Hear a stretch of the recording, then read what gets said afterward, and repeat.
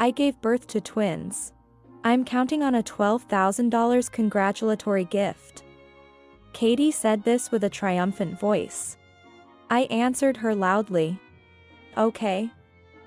I'll go with my husband, the real estate king worth $500 million. What? Katie's bewildered voice could be heard over the phone. Probably, her parents had told her my partner was some shabby common man. Wah, $500 million means what? Exactly what it sounds like. Katie seemed confused by my words. I couldn't help but chuckle. Then Katie retorted in surprise. That can't be, because... Well, let's talk about that face to face. Including what you did back then. Wait a sec, sis. Then, I'll come over tomorrow. I unilaterally said so and hung up the phone. Katie called several times, but I ignored all of them. I'm looking forward to tomorrow. Imagining Katie's regretful face, I laughed loudly. My name is Wendy Brown. I'm a 38-year-old housewife. I live with my husband, David. A housekeeper does the household chores, so I live a luxurious life every day. However, David is actually my second husband. I divorced my first husband 6 years ago.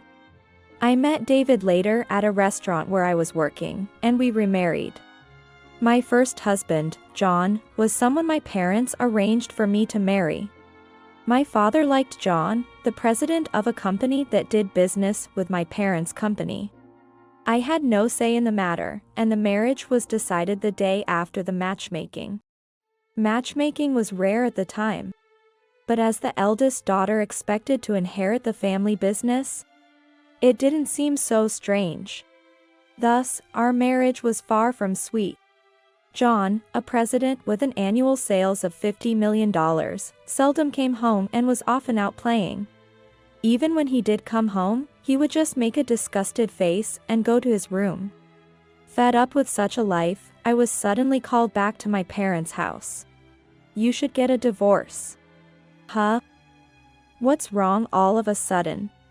I was confused by my mother's sudden words. John's company was thriving. There was no benefit to divorcing now. Maybe my parents felt sorry for me? Holding that hope, I was shocked at what I saw next. Why are John and Katie? Katie is my sister. 10 years younger than me, my parents doted on her. As if they hardly cared about me. Katie entered the room arm in arm with John. Sis. I've taken a liking to John. So, I'll take him, okay? Take him? John isn't a toy. But, John likes me more, see? Right? Katie leaned on John as she said this. Then, John looked at me with a smirk. I felt a bad premonition the moment I saw his eyes. Younger girls are better than older ones, and Katie is prettier. I think Katie makes a better president's wife. That's Mom. I, who was about to be discarded for being older, sought help from my mother. I was raised strictly as the eldest daughter, but I believed my mother loved me. That's why I told you to get a divorce quickly. Katie wants him, so give him to her. You're the older sister, right? That's... I was dumbfounded. I knew my mother was lenient with Katie, but I thought she would be on my side at a time like this. Then my father spoke quietly. Just get the divorce over with quickly. From today on, Katie will be the successor of this house. Someone with a stain on their family register is a disgrace. Once you're divorced, get out of here immediately. Even you, Dad. With tears blurring my vision, I wrote the divorce papers. Then, after being told by my parents to pack only my personal belongings, I was quickly kicked out of the house. You're going to have a hard time from now on, sis.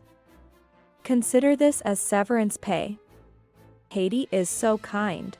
Be thankful. The two of them threw a bundle of money at me in mockery. Holding that bundle, I was at a loss for what to do next. what am I going to do now? Being a full-time housewife, I had no way to earn a living. After all, I had been trained as a bride but had never even had a part-time job. For starters, I decided to go to a hotel to think about what to do next. First, I decided to secure a place to live. I moved to the next town and went to a real estate agent.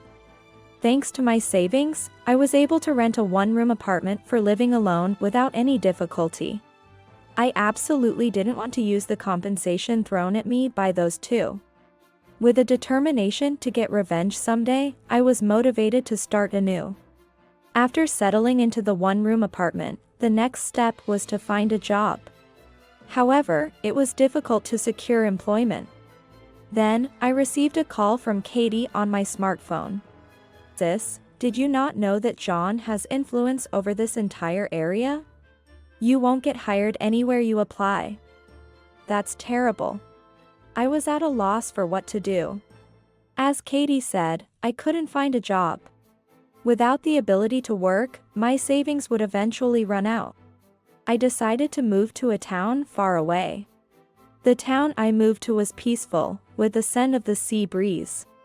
I was hired by a small restaurant there and was able to work and live in. "Hey, give me some beer." "Right away." "I want some snacks over here." Understood. Though I was not used to it, the customers were all kind to me as I served the food.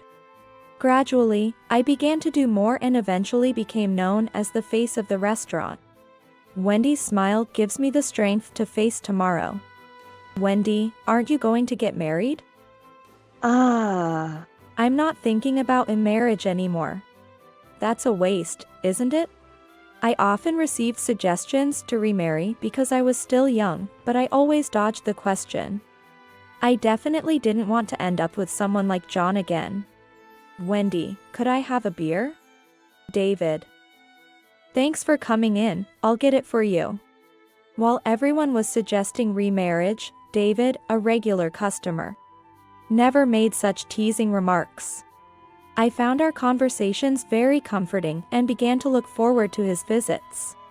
David asked me out on a date about 3 years after I arrived in this town. "Would you like to go see the ocean?" "What?" "Well, it's right in front of us." Seeing David flustered, who is usually calm, made me chuckle. I didn't mind his invitation. I decided to accept it. Our first date was nothing more than a walk on the sandy beach in front of the restaurant. But we talked about various things. David shared that he had lost his parents early and was living alone in this town he loved. I shared about my family and John. David cried on my behalf. I thought, maybe I should have cried like this. Watching the tears flow from David's eyes, I realized how much he empathized with me. We started going out more frequently and eventually began dating. I can't remember who said, "I love you" first, but our relationship naturally progressed. About a year later, David proposed to me. "I'd like to share a grave with you." "Is that a proposal?" "That's the idea." Despite David's lack of confidence, I smiled warmly and accepted his proposal. We got married. Although I had no intention of informing my parents or sister, David suggested we at least inform my parents. After 4 years, I contacted them and returned home. "Oh, you're alive. Remarriage? Go ahead, but we won't be providing any assistance. If you're remarrying such a poor man, don't ever cross our threshold again." Anger colored my face red in front of David. Indeed, David doesn't care for luxury. Yet he wore a high-brand suit today. I didn't want any further relationship with parents who could say such things. I was about to speak out in anger when David intervened. "Then, we'll be taking your daughter with us.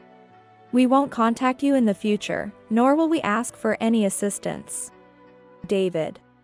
My parents were surprised by David's straightforward attitude. But they quickly became angry at the perceived slight. David handled their anger with a smile, took my hand, and we left my family home.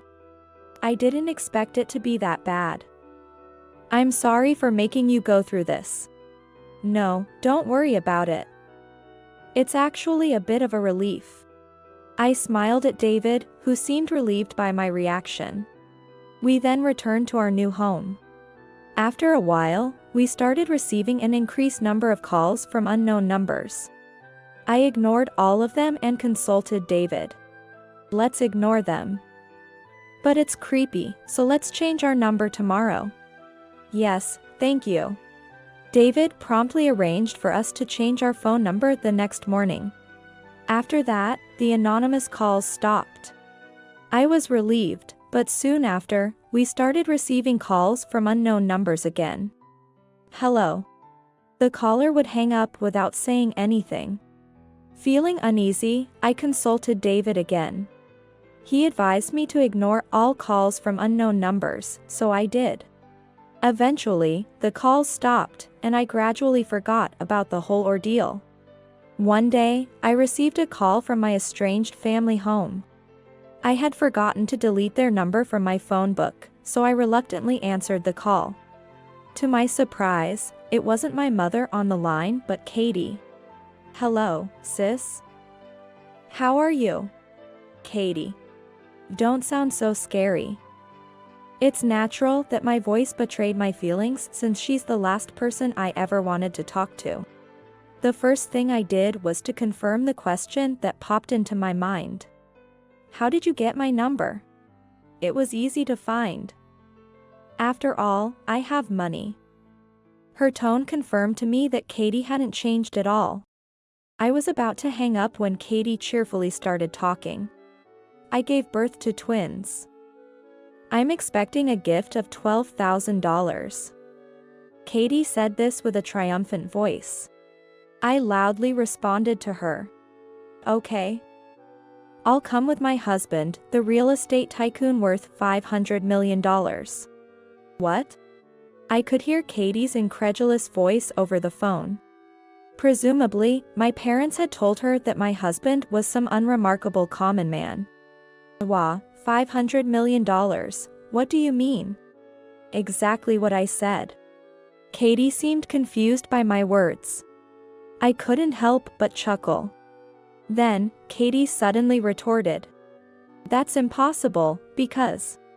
Well, we'll discuss everything in person, including your actions at that time. Wait, just a minute, sis. Then, I'll see you tomorrow. I unilaterally ended the call. Katie tried calling several times after that, but I ignored all her calls. I'm looking forward to tomorrow. I waited for David to come home and explained the situation to him. David smiled and made a suggestion. I'll go in my usual attire. I nodded in agreement. I also decided to wear my regular clothes and return to my parents' house. I'm home. Oh, you're back. Did you bring your husband? What? Katie came running to the entrance with a smile, but she was shocked by our attire. No wonder, since our clothes were bought from a no-brand store for common folk, with each piece costing around $20. What's with those shabby clothes? Aren't you a real estate king? I responded with a smile to Katie's words. Then, Katie misinterpreted and gave me a mocking look. So it was a lie after all. You can't hide it even if you try to show off. Oh, it's not a lie. I said this and pointed to my smartphone screen. It displayed David's name and photo. Katie stared at it intently before exclaiming, Brown, as in that major real estate group. The president. No way. It's not a lie. Katie glared at me resentfully and then pointed at our clothes, berating us. Then why are you wearing such shabby clothes? I responded with a mocking expression. Well, we have to match the management situation of the house, don't we? Huh? Are you saying our house is in decline? No, I judged this level of etiquette to be appropriate. David and I usually wear proper visiting clothes or formal attire when visiting someone's home. We have never insulted anyone by wearing t-shirts and jeans. That's why we deliberately chose this attire for this occasion. There were 2 reasons for this choice. First, to mislead Katie and dampen her spirits, which was a success judging by her frustrated expression. And second, I started walking towards the living room, followed by David, with Katie trailing behind us. Having someone as reassuring as David by my side, I doubt there's anyone else like him. I energetically opened the living room door. You're being noisy. Be more graceful like Katie when you open the door. What's with that cheap look? Really, I'm disappointed in you. As soon as the door opened, my parents started criticizing. I couldn't help but laugh. Katie was saying something about marrying a rich man. But it seems it was just Wendy's pretense. Right. That's all you can afford to wear, after all. I wish you wouldn't cross our threshold in such tacky clothes. As my parents freely expressed their disdain, I smiled and retorted. Maybe it's judging people by their clothes that's causing your business to fail? What? My parents were taken aback by my comment, while Katie looked bewildered. I decided to explain politely. I heard you were in the red last year? And this term is looking shaky too, isn't it? That's none of your business. I'd like to say it doesn't concern me, but unfortunately, we're still related by the family register. My father glared at me resentfully. His expression reminded me so much of Katie. It dawned on me that while I took after our mother, Katie resembled our father. In truth, my father's company has been on a decline since John married Katie.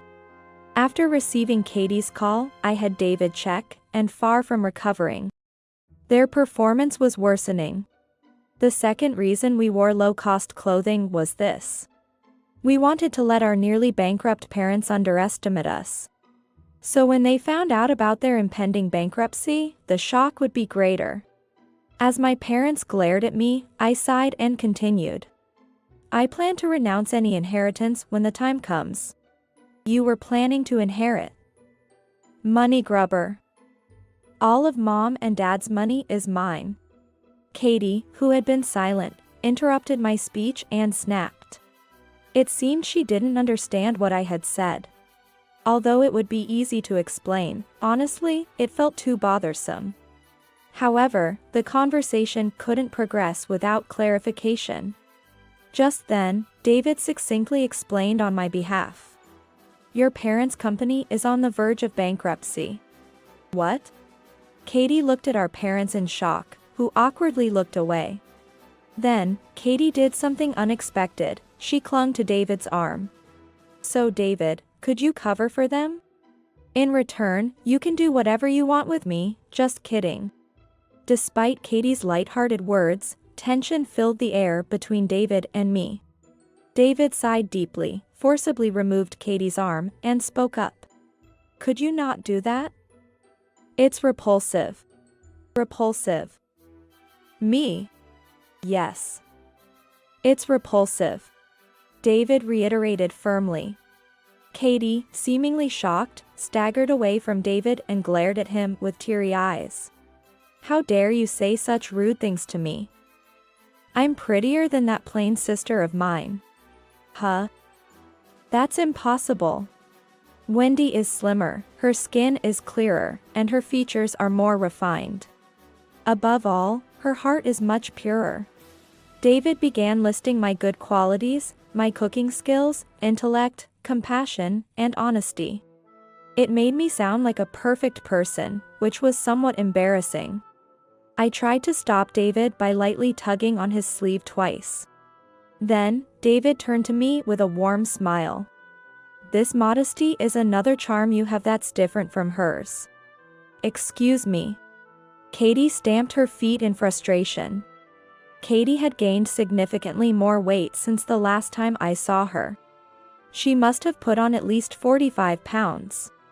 Her once praised beautiful face was now marred with acne and blemishes. Far from the beauty she was known as. It seemed like a combination of parental spoiling and a decrease in metabolism due to age had caused her to gain weight, typical of the self-indulgent Katie. However, our parents started defending her. Katie just got a bit rounder from giving birth. She'll get back to her shape in no time. No, this looks more like the result of an unhealthy lifestyle. You stay out of it. My mother yelled at me, her face turning red. The mother I once thought was absolute now seemed far from intimidating. By the way, there's a possibility that the sons born are not John's. Hey. Is that true? As I spoke, John's voice came from behind. Turning around, I saw John holding 2 babies. John. Long time no see. Never mind that. What do you mean? John confronted me with a fierce look, but David intervened and started explaining on my behalf. I heard about John from Wendy, and we had some acquaintances look into it before coming here. I didn't expect to catch the tail so quickly. David took out his smartphone, showing a photo of a man and woman entering a hotel hand in hand. Upon seeing it, John exclaimed, You were still seeing that guy." And so, John, without being asked, suddenly started talking about another man. Right after we got married, she cheated on me with that guy in the photo. She said it was just once, so I forgave her. John said this, glaring at Katie. Then, Katie glared back at John and retorted, "Forgave me? After you became a subsidiary of our company, you have some nerve. What? You insisted it was for the best, didn't you?" Katie and John were blaming each other, engaging in an ugly argument. It seems that right after they got married, John's company came under my father's company's umbrella. Soon after, their business went downhill. If I knew it would be like this, I would have never divorced Wendy. Excuse me. What are you saying? You think my sister is better than me? Impossible. John raised his voice at Katie, who was hysterically screaming. Of course. Wendy never blamed me for cheating, and I was free to do as I liked. If there were kids with Wendy, she would take care of them, so I didn't need to. After saying that, John suddenly seemed to realize something. I felt a bad premonition from his expression. That's right. Wendy. Let's remarry. It must have been destiny for us to end up this way. John, delighting in his realization, kneeled in front of me. I stepped back in disgust. Then, David stepped between John and me. Wendy is my wife. There's no chance of her remarrying you. Huh? Move aside, man. John yelled at David irritably. I answered John from behind David. I could never remarry you. I would never want your children. Oh, right, you couldn't have children anyway. But still, impossible. What? What do you mean I can't have children? John looked at us dumbfounded. My parents and Katie had the same expression. I decided to explain to them. Remember when I went to the gynecologist while we were still married? I had tests done. Don't you remember? I remember being dragged to the gynecologist. But it was your fault, wasn't it? John seemed to desperately want to believe it was my fault, repeatedly insisting his health was fine. I confronted John with the truth after 6 years. The one who can't have children is you, John. Lies, lies. Then whose kids are these? They're mine, right? Unfortunately, they're not your children. John slumped down upon hearing this. A maid hurriedly took the babies from John's hands. Katie was gaping in the background. So, Katie. It seems they're not John's kids. Sis, why didn't you tell me he was defective? If you had told me properly, by now. Katie began to shift the blame masterfully. I listened silently until she calmed down, then smiled and said, "You've made your bed, now lie in it." "What?" "Then give me David." David himself already said no. "Then give me money." "Family should help each other out. You're one to talk." I was irritated by Katie's words. There was no such thing as mutual assistance in our family. In times of hardship and distress, instead of support, I only received cold treatment. Unfortunately, I'm not part of your family. You are. Come on, sis. Don't be sulky. Katie's words were irritating, but responding with tit for tat would get us nowhere. I took a deep breath. Just as I was about to retort, my mother spoke first. "Wendy, I'm sorry for everything. But we're really in trouble. If you really have money, won't you help us?" "That's right. As Katie said, family should help each other. Let's put everything behind us, shall we?" I was utterly astonished by what they were saying. After all, forgiveness is something for the wrong to offer, not for the wrongdoers to request. It was useless to expect them to reflect. I decided to discard the little affection for my family that I had left and gave them a cold look. Noticing my gaze, the three of them flinched but soon forced a creepy smile. "I apologize for everything, okay? That's right, that's right. We're making amends here, so you should compromise a little." Their attitude showed no remorse, prompting me to sigh. Then, with a smile only on my lips, I questioned my mother. "Hey, why do I have to go to such lengths for a half-sister and biological parents who oppressed me?" "Half-sister? What are you talking about? Katie is my child." Even after saying so much, my father seemed clueless, which was frustrating. But it seemed like my mother understood what I meant. Her face turned pale. "What on earth are you talking about, child? It's okay, if you want to pretend. But I saw you cheating with another man when I was younger." Yes, I had seen my mother bringing a man into our house back when I was living there. It was not long after they got married. Both father and John were away on business trips, and Katie was on a trip with friends. It was just my mother and me at home. When I came back from running errands my mother had asked me to do, I found a pair of men's shoes I didn't recognize. At first, I thought we had a visitor and went to the living room, but no one was there. Then, to my surprise, I heard voices coming from the bedroom. I wanted to cover my ears. But then, I heard something that made my eyes widen. He doesn't know that Katie isn't his child. Katie isn't Dad's child. I had to cover my mouth with both hands to stop myself from screaming.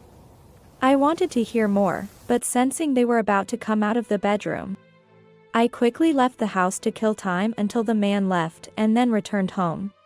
Curious about that incident, I did some digging right after I got married to David. It turned out the man was Mr. Wagner, an old friend of my father's, and the affair was ongoing. "So, you threw me out because Katie, who is the child of your affair, wanted John."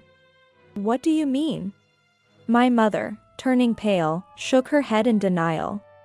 Even my father, finally catching on, turned red with anger and glared at her. I decided to give my father the name of the man my mother had an affair with as a parting gift. Mom's affair partner is Mr. Wagner. Wagner. She had an affair with him. Even now. Father stood there, stunned. Mr. Wagner, being one of my father's closest friends, meant the betrayal hit him harder than most. However, I felt no sympathy for him in that situation. I'm not Dad's child. Katie was also stunned, leaving no one to lash out at me. Are we done here? I've decided to renounce any inheritance. So do as you please from here on out. But in return, don't ask for my help. I want nothing to do with you from now on. Though my voice quivered a bit towards the end, I managed to say everything I wanted to. All right, time to go. I gave David a look, feeling refreshed. Just before leaving the room, I turned around and took an envelope out of my bag. Oh right, this is the compensation you threw at me. I haven't used it, so it's still the same amount. Consider this a return gift for the birth celebration. It's a bit more than you asked for, but think of it as severance money.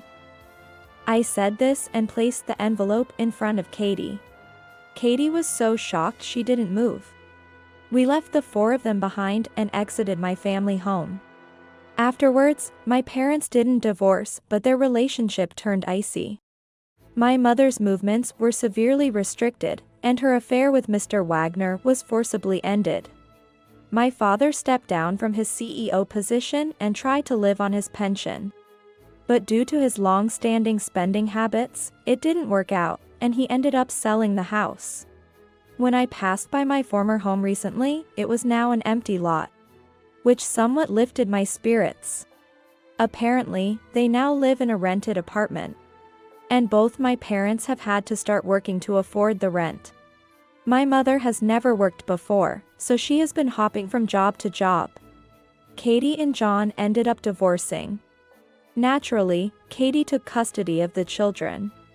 However, having never worked, Katie struggled to support 2 children and ended up imposing herself on her affair partner, who was already married and in the midst of his own domestic crisis. Feeling half related, I could sympathize, but remembering all she had done, a part of me thought she got what she deserved. John attempted to revive his company post-divorce, but was thwarted by his tarnished reputation, leading to a cessation of business deals, stock crashes, and eventual bankruptcy. Moreover, after being swindled in a marriage scam through a dating app, and losing the compensation Katie paid, along with accruing debts from dubious sources, he now works in construction daily to repay his debts. David received a call from him begging for money but firmly refused, citing their lack of relation. Given his persistent demands for a divorce from me, there was no room for sympathy. As for me, I'm currently expecting our first child. David was overjoyed upon hearing the news and has already started designing a child-first home, even though it's a bit premature. He's also begun selecting a babysitter, which made me laugh at his eagerness. We're having a boy. Both of us being estranged from our families, the kindness of our townspeople, who have already offered their help, ensures our son will be born into a loving community. How are you feeling today, Wendy? I'm feeling quite well today. That's great. Hope you have a healthy baby. Yes, thank you. I receive such warm wishes during my walks. It makes me genuinely happy, and I'm grateful to have moved here. Wendy. I couldn't decide between blue or green for the bedding, so I bought both. You're getting ahead of yourself. Despite admonishing David for his daily purchases, I'm knitting baby socks, planning to finish a week before the due date. Oh, he kicked. Really? Daddy's here. Reacting to my words, David talks to my belly, and right then, the baby kicks again. He responded. Daddy loves you too. Oh, David. I can't help but find him adorable, even if I'm a bit amused. Immersed in this happiness, I continue knitting.